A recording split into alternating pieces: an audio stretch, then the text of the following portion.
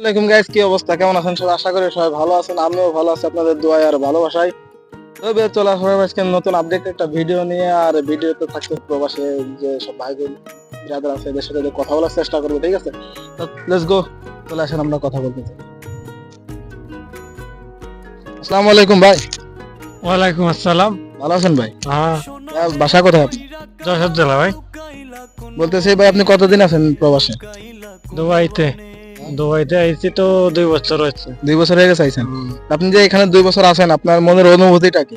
আমার অনুভূতিটা এরকমই যে দেশে থাকতে পরিবারের সাথে ঘোরাফেরা করছি, কত কিছু না দেখতে পারছি, কত কিছু না অনুভব করছি, কিন্তু যে এখানে এসে মানে মনে অনেক কষ্ট। কষ্ট আপনি আপনি সেটা বুঝাইতে চাচ্ছেন যে আপনি অনেকদিন এখানে আছেন, আপনার মনে অনেক কষ্ট, আপনি সেটা বুঝাইতে চাচ্ছেন। এটাই আর কি। আচ্ছা গাইজ, আপনারা তো দেখতেই পারলেন যে ভাইয়ের মনে অনেক কষ্ট, ভাই অনেকদিন ধরে প্রবাসে আছে। সবাই প্রবাসে যারা আছে এদের জন্য সবাই দোয়া করবেন। আসসালামু আলাইকুম ভাইয়া। ওয়ালাইকুম আসসালাম। ভালো আছেন ভাই? হ্যাঁ, ভালো আছি। বলতেছি ভাই, আপনি যে দুবাইতে কত বছর আছেন? আমি তো আমার 18 মাস রানিং চলতেছে। 18 মাস রানিং। জি। বলতেছি ভাই, আপনি যে দুবাইতে আছেন, আপনার মনের অনুভূতিটা কি? মানে ফ্যামিলি ছেড়ে আছেন, আপনার কেমন লাগতেছে? আপনারা তো বুঝেনি, আপনি একজন প্রবাসী আর আমি একজন প্রবাসী, কেমন লাগবে? হ্যাঁ সেটা ঠিক আছে, তারপর আপনার মনের মানে অনুভূতিটা কি সেটা জানতে চাই।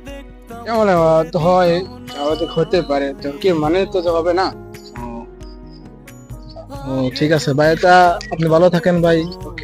Thank you. দোয়া করেন আমাদের জন্য, আমরা সবাই একসাথে।